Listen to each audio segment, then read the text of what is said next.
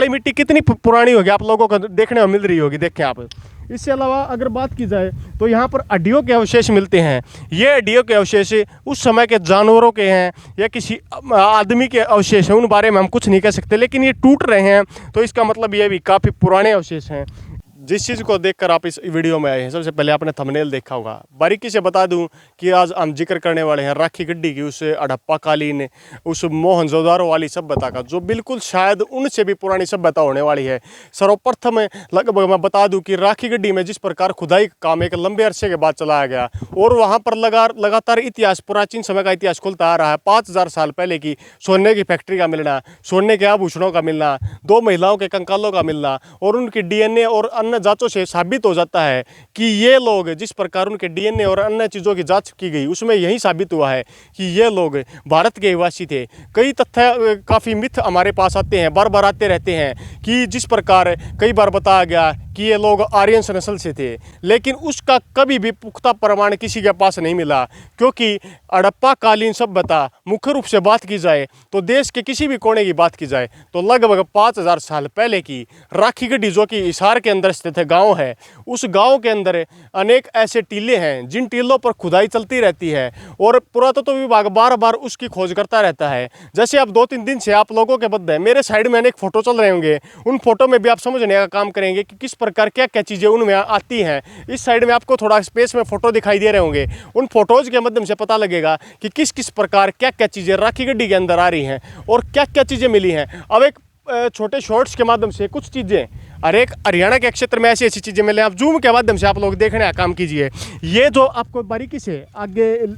से आपको दिखाई दे रही होंगी, ये कुछ ऐसी चीज़ें हैं, आप इन्हें देखें। लगभग आज के समय में अगर ऐसी चीज़ें होती तो उनमें आप क्या समझते हैं, ये मटका शायद यहाँ जहाँ पर हम वर्तमान में खड़े हैं यहाँ पर भी ऐसी ही चीज़ मिल सकती हैं। इसके अलावा पुराने मिट्टी की अनेक चीज़ें यहाँ पर मिलती हैं, जैसे आप देख सकते हैं ये काली मिट्टी कितनी पुरानी होगी आप लोगों को देखने में मिल रही होगी, देखें आप। इससे अलावा अगर बात की जाए तो यहाँ पर हड्डियों के अवशेष मिलते हैं। ये हड्डियों के अवशेष उस समय के जानवरों के हैं या किसी आदमी के अवशेष हैं, उन बारे में हम कुछ नहीं कह सकते, लेकिन ये टूट रहे हैं तो इसका मतलब ये भी काफ़ी पुराने अवशेष हैं। इससे अलावा आप देख सकते हैं अनेक प्रकार की काली तक की पत्थर, देखें कितनी हल्के वाला, बहुत हल्का पत्थर है और काले रंग का पत्थर का होना, ऐसे ऐसे अनेक अवशेष मिल रहे हैं यहाँ पर। तो जिस प्रकार हम आप लोगों को बता दें कि राखी गड्डी इससे प्राचीन संस्था है, क्योंकि जिस समय आज के समय में भी आप लोग देखेंगे अमीरी और गरीबी की खाई जिस प्रकार बढ़ती है तो अमीरों के रहने का तरीका थोड़ा अलग होता है और गरीबों के रहने का अलग होता है।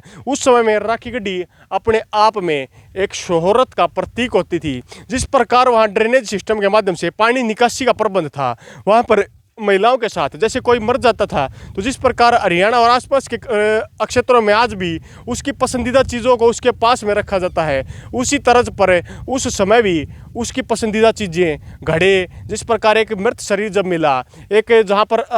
लोगों को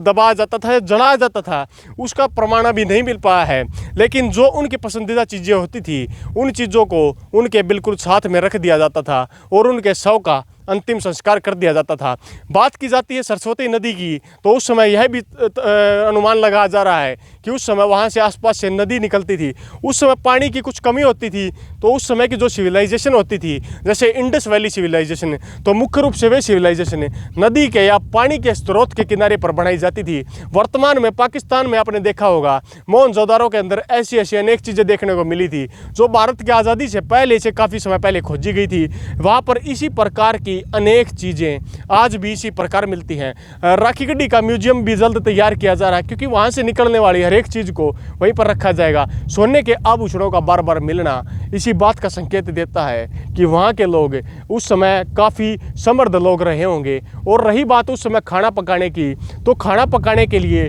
जैसे घर के अंदर वर्तमान में भी डिजिटल तरीके से धुएं को बाहर निकालने की प्रक्रिया के तहत धुएं को बाहर निकाल दिया जाता है, उस समय